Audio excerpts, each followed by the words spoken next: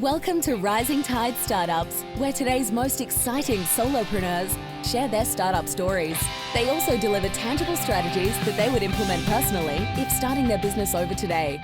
Each episode is a startup masterclass. Make sure you take notes. Take it away, Kevin. This is Kevin Pruitt with another episode of Rising Tide Startups, and my special guest today is Donna Serdula. Donna, thank you for joining us on Rising Tide. Hi, Kevin. Thank you so much for having me. We were talking offline, and I told Donna I'd watched a couple of interviews she had done on YouTube, and we've had a couple of other LinkedIn folks online on the pod before, but I think this is like a whole new level. We've gone DEFCON 2 today on LinkedIn experts. So, Donna, if you and I met at a networking event, how would you introduce yourself? Well, Kevin, if we met at a networking event, I am one of those people. I always like to hear what the other person does first.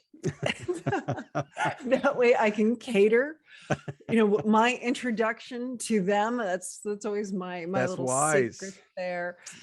But you know what my company does is, we help people tell their story. It's hard to write about yourself. It's really hard to see your own strengths. It's hard to just articulate who you are, your value, what you stand for, why you do what you do. But in this day and age, you have to be able to. You have all of these different digital outposts.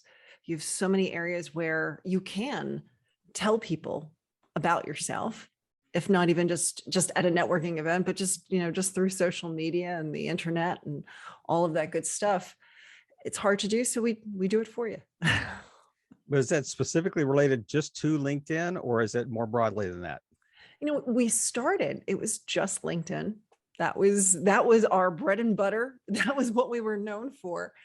And what we found is, as we would help executives and professionals and entrepreneurs, they'd say to us, you're amazing. I need you to help me with this, and I need you to help me with this. And so, it went from being just a LinkedIn profile to resumes, to blogs, to speeches, to presentations, to white papers, websites, you name it, we've written it.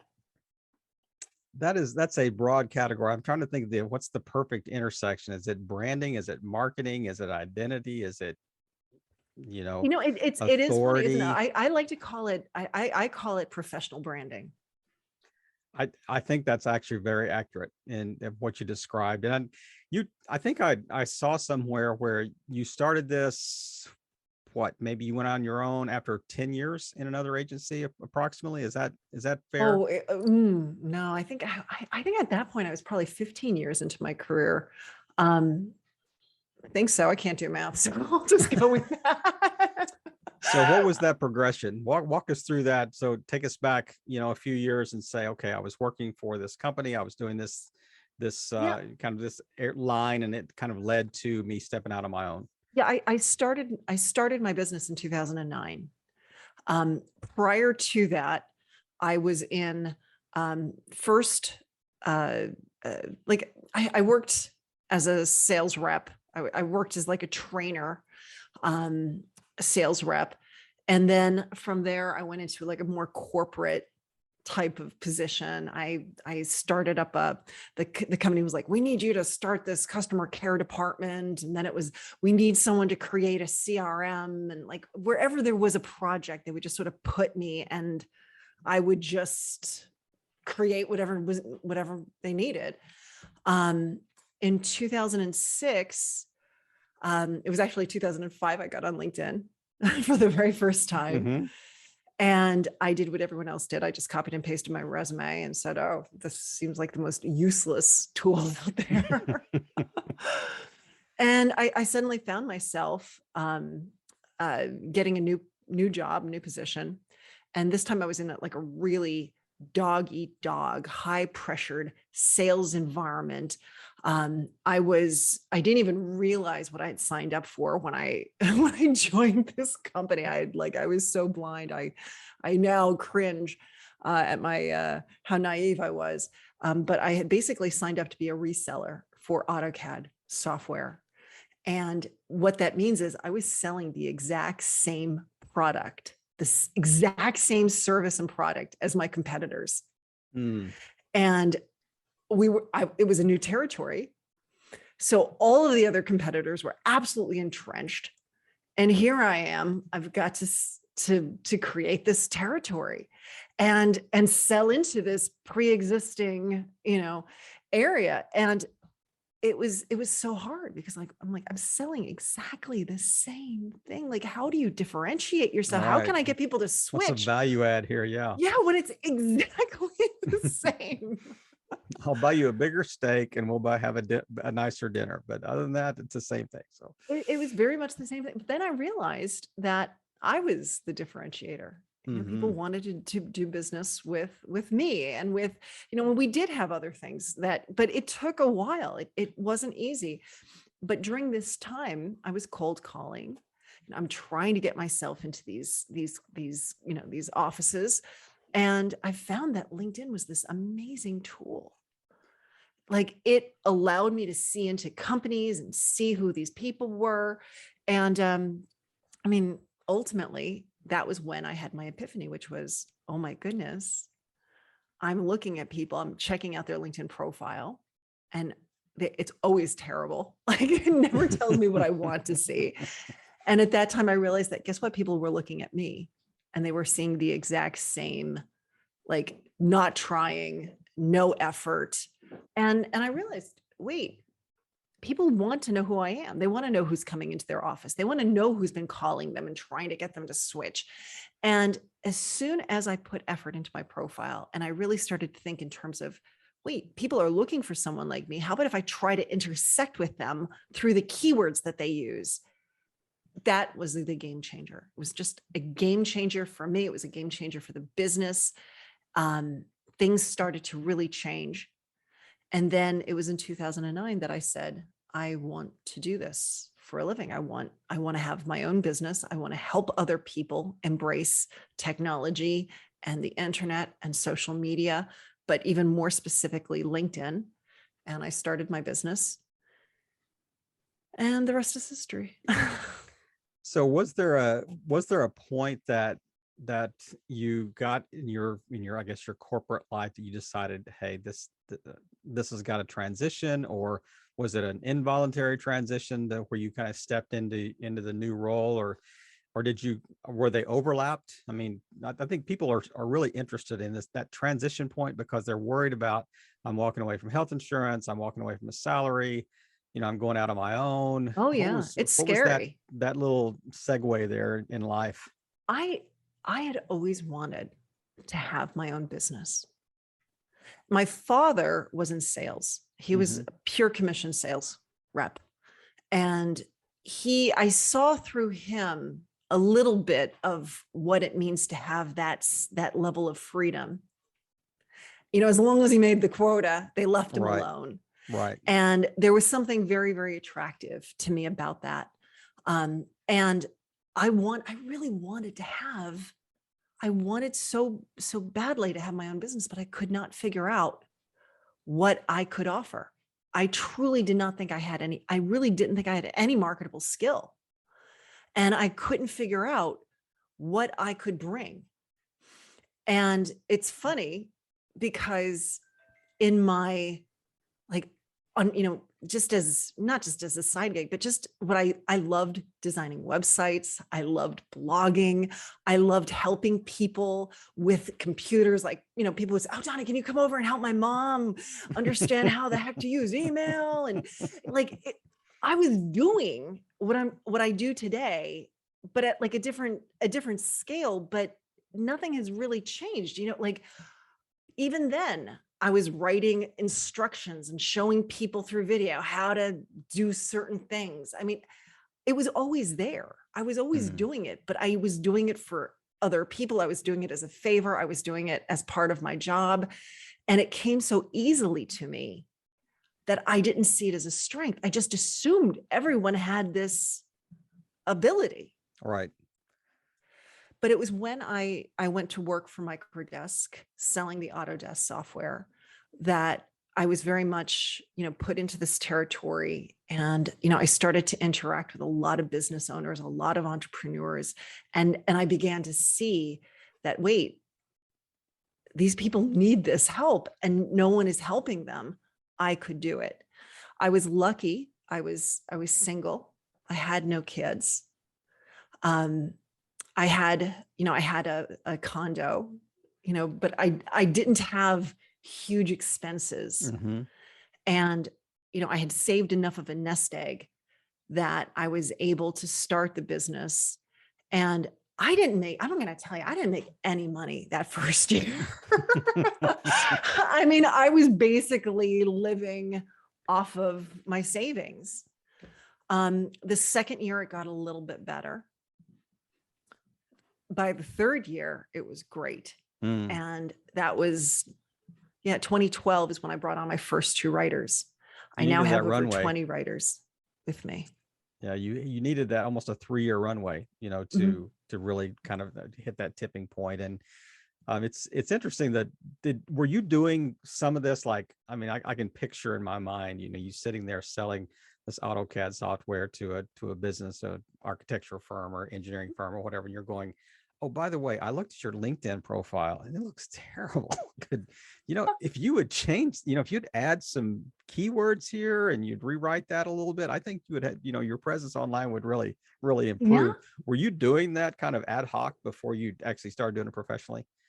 I wasn't saying like, oh, your profile needs work. Yeah. But I was saying things like, in fact, I remember giving a presentation to the sales team about how to network online and offline. And I talked about, how to work a room. So like how to go to a networking event, work the room. But then I followed it up with, but guess what? After the networking event, you have this stack of business cards. You go onto LinkedIn and you start connecting with them that way. And I remember talking to them about like the 6 touch points that you need to convert that prospect, to a lead, to a sale. So yeah, I was doing that back a long time ago. So it was a natural transition, into, I guess, doing that professionally. And so, everybody that comes up with a service like this, and I think one of the sticking points that they run into is how to price it. So how in the world did you, I mean, I'm sure you've changed your price 15 times, in the we just changed the pricing in January. But that was probably a little more data driven than anything else. But how did you, when you first started, you said, what, for $500, I'll help you do your profile. Oh, Kevin, I wish I had used the $500 mark. No, $99.99. I did $99. That was my, and what's funny is I didn't know. I had no idea. And no one does. Don't. Yeah. It's really hard. And even now I sometimes, flip and flop and like, am I doing this? Is it too high? Is it too low? You have to just do it. But when I first started, I had it was one service, it was work with me directly, and it was $99. And I would rewrite that profile. And I remember saying to my boyfriend at the time, who is no longer in my life, but I remember saying to him, I don't know what to price it at. I'm thinking maybe 200. And I remember him saying, you can't even get 100 for this. Like, really, just be honest with yourself. Like, there's very little value here. You're going to be lucky to get 100. I cringe. Like, how horrible is that? Thank you for all that encouragement. It's terrible. But there's a lot of people out there, people that you love, people that you've brought into your life, and you're trusting them, and they're going to tell you things like that. Yeah. And you have to believe in yourself, and you have to say, wait, there is value. I know, like, you have to trust in your gut. I didn't. I priced it at 99 because it wasn't $100. Mm-hmm. And that's what I did for about, I'm trying to think, maybe 2 years. Then I thought, you know what, let me put another price point up there just to see. I think I went to 200 at that point. And later on, I had this amazing mentor, an amazing like coach that I worked with. And he had said to me, you need to have 3 levels, because there's 3 types of people in this world. There's those cheap people who will never pay full price. There's the middle person who will buy, who always does the middle. And then you got the person who always want the best. He said, so if you do 3, you're going to get one of them. You're going to make everybody happy. So I remember I went, okay, I'm going to do 200, 500. And then I thought, I'm going to put the top one at 1,000, just for the heck of it, because that's hysterical. $1,000 for a profile. Like, that's insanity. Do you know I sold more at 1,000 than I ever sold at any other price point? And we've left 1,000 a long time ago. Like, we sell it for much more now. Yeah. But you probably do more, and you bring more to the table too. I was doing exactly the same thing at 99 as I was doing at 1,000. But I'm going to tell you this, that was also over 10 years ago. I've learned, like, everything has changed. I've worked with so many high level people. I have a team of writers who are amazing, and they're bringing their own life experiences into it. So it is worth, it is worth that. The value is actually more than that, because if you think of what these people get, they understand who they are, where they've been. They have a much better understanding of their own strengths.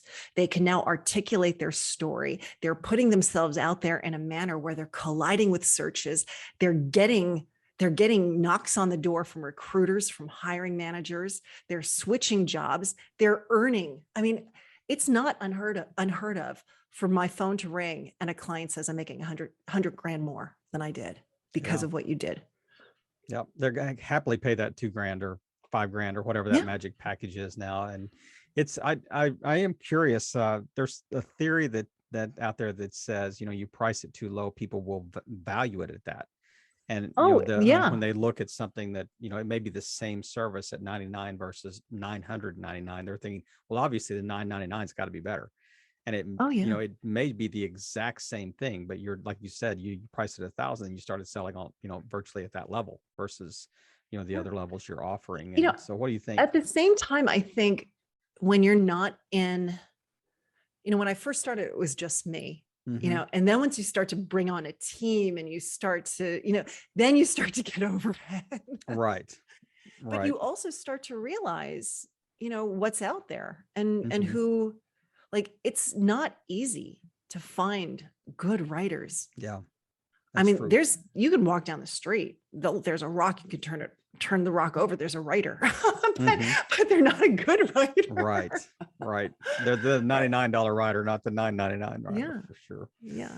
So it's to me, you have to know your value, and I think that's something that you have to always reevaluate and recalibrate, especially now with the inflation. That's something that we've got to, really wrap our brains around, because what we think $100 is, it's not going to buy as much anymore. Right. So you have to keep, recalibrating. And COVID, I mean, just think of the other things that have just impacted, just the business world and how people work. And, I think LinkedIn has actually been exponentially more valuable to people, post-COVID, or at least as a result of COVID, than it was before. I mean, whether you're looking for a job or whether you're looking to connect with people, that you don't have those natural in-office connections anymore, with people, or you're not meeting them in their office. So you need to learn, you need to have other sources of information to really learn more information about people you're dealing with. I'll say this, when I started the business, it was always virtual. So, and then bringing people on, I have people I always hire within the United States. But they always work from their homes. Right. We make our own hours. So what these companies are beginning to realize is something that we've done. We've done it for a long time. There's so much value to being able to have that flexibility. And at least for us, it always worked really well, to be able to talk to people over the phone. There's no need to be like right there. You waste an entire day just getting ready and driving somewhere where it's just as easy to just pick up the phone or turn on Zoom. Right. Right. That makes perfect sense. And I think you can even hire better writers if they're not required to move to Philadelphia or whatever that demand is on a kind of geographic location. But I mean, I love the idea that, kind of going out on your own. Year 3, we kind of hit that tipping point where we're actually, starting to really generate some real revenue. We got a team coming in. So if you look back, what is one thing that you think has been a real game changer for you just as a founder, that now that you might not have known then?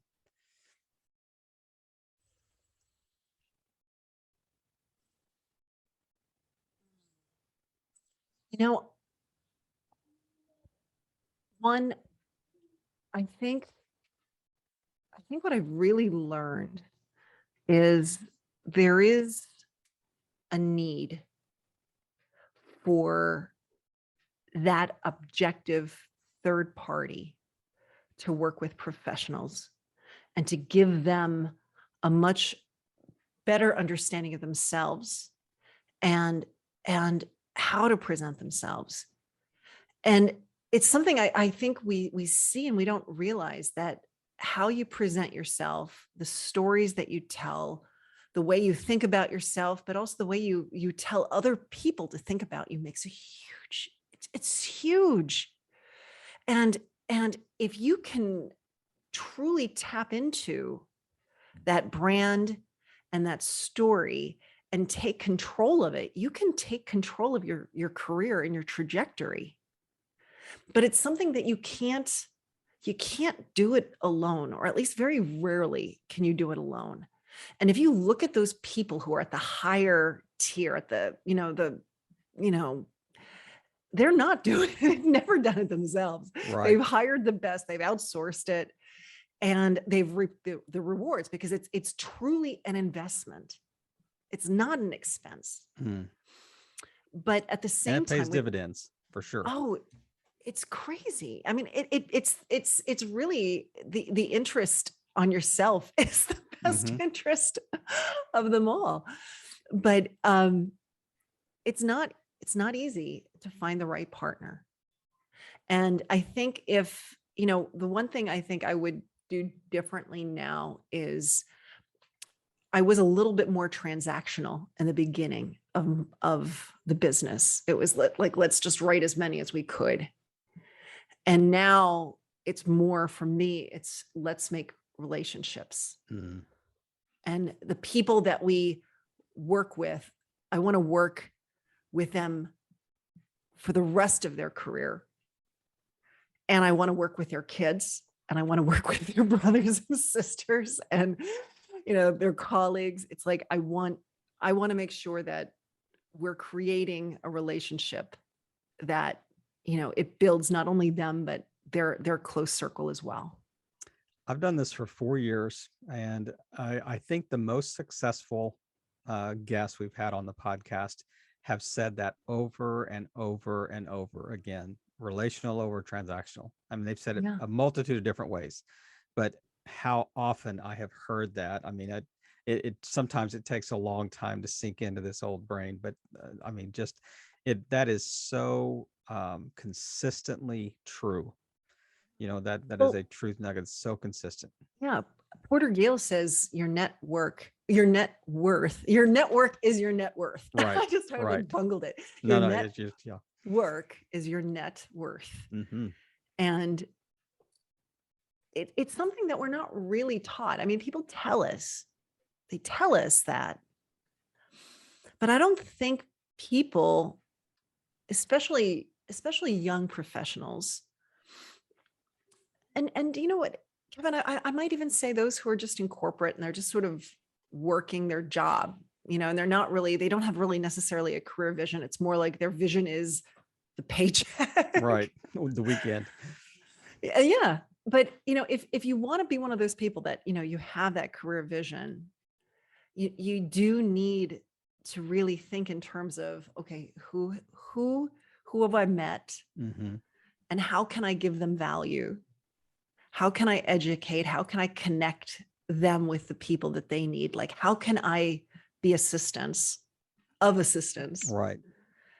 And then the funny thing that happens is when you just keep giving and giving and giving, you don't even have to ask. People, give back. Mm.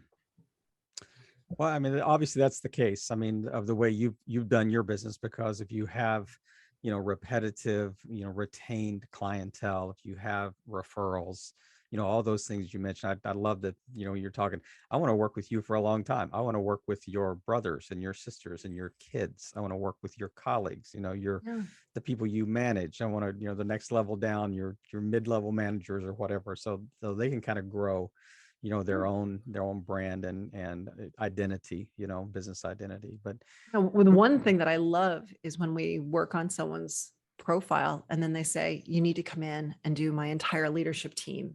And now I want you to do our sales team.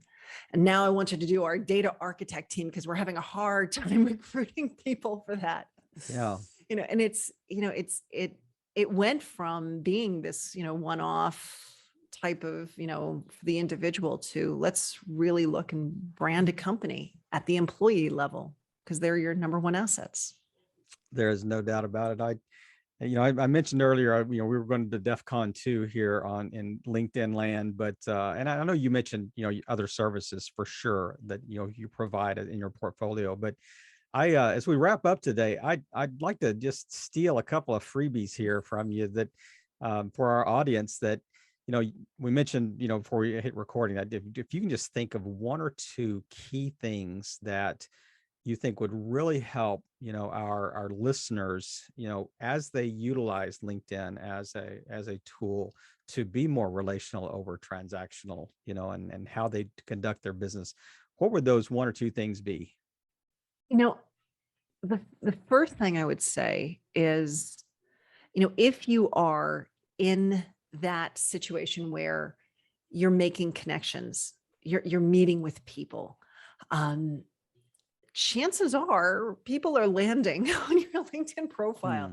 And you may say, oh, I've got a website. Oh, I'm on Instagram. They're still going to that LinkedIn profile. People are landing there. Especially if you're looking for opportunity. There's a lot of opportunity to be had just on LinkedIn by itself. So I would say visit your LinkedIn profile and just look at it through the lens of, I don't know who this person is, and say to yourself, is it clear who I am? Is it clear what I do? Is it clear how I help? Is it clear what I stand for? Like, is that coming through? Chances are you haven't looked at it in 5 years or 10 years. And chances are it might be branded for who you were a long time ago. Yeah.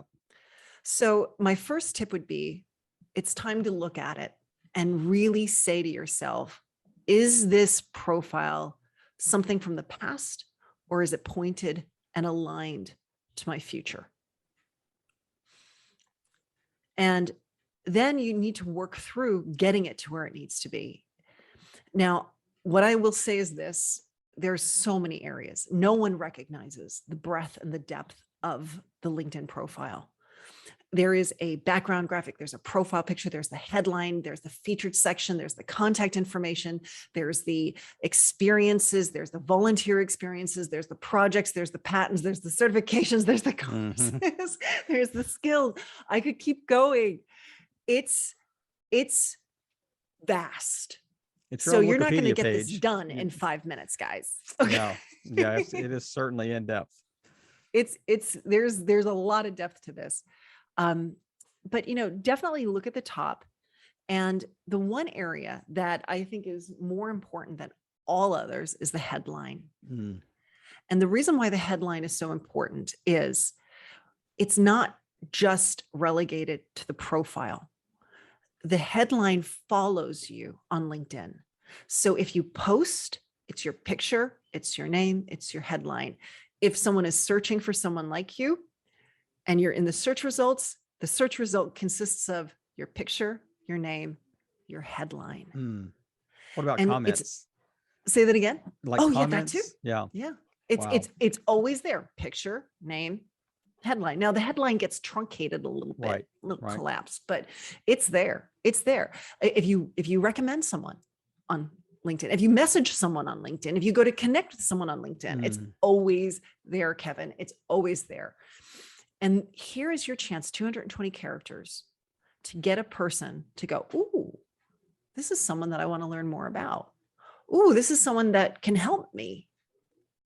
Ooh, I'm going to click on this profile versus another one because this one seems closer to what I'm looking for. And so if you can create a headline in 220 characters that says who you are, what you do, how you help, and you infuse your keywords in there, you're going to have so much success on LinkedIn. You're going to turn up higher in search, and you're going to get more clicks, more hits to your profile. And then if you've optimized your profile, you're going to get more opportunity. Right.